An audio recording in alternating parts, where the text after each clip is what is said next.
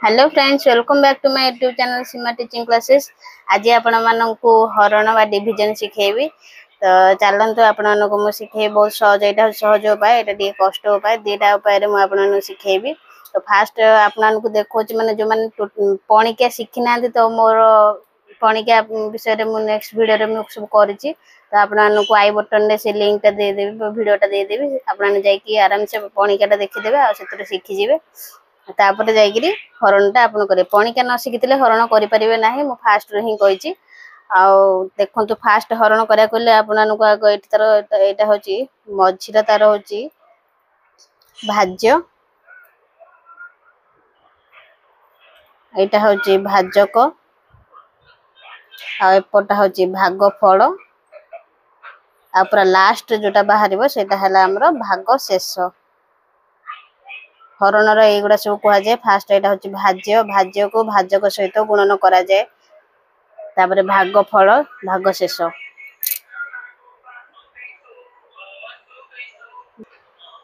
एटा आपण फास्ट मन रखि देबे। तापरे जाई कि हरण करिवे। भाज्य कोटा, भाज्य कोटा, भाग फल कोटा, भाग शेष कोटा, एटा आपण शिखि देले आराम से हरणटा आपण शिखि परिवे, कहि परिवे।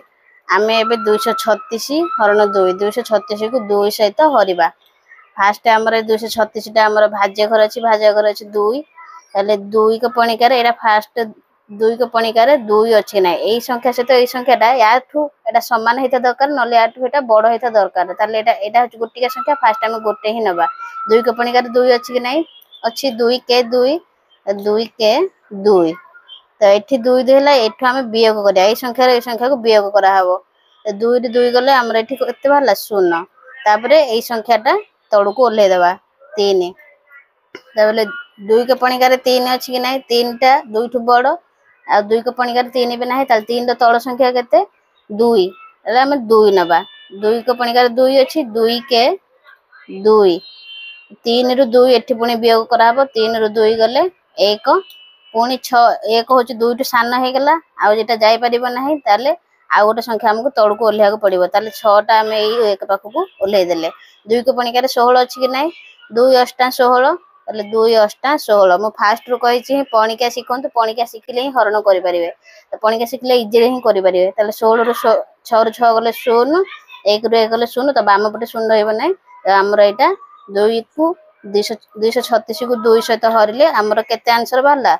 118। तो भागफलटा हमर जेतिकी बाहरिबो, एठी हमर आंसरटा सेतिकी ही रहइबो।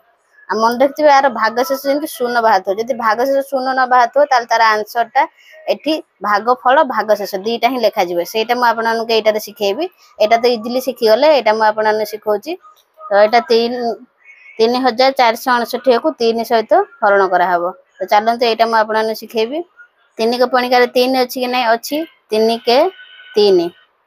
ताल 3 रु 3 वियोग कले 0 हैला। 4 टा को हम तळको ओल्हेइ देले। 3 को पणिका रे 4 तो नाही। 4 टा 3 ठु बड़ जाई परिबो गोटे संख्या।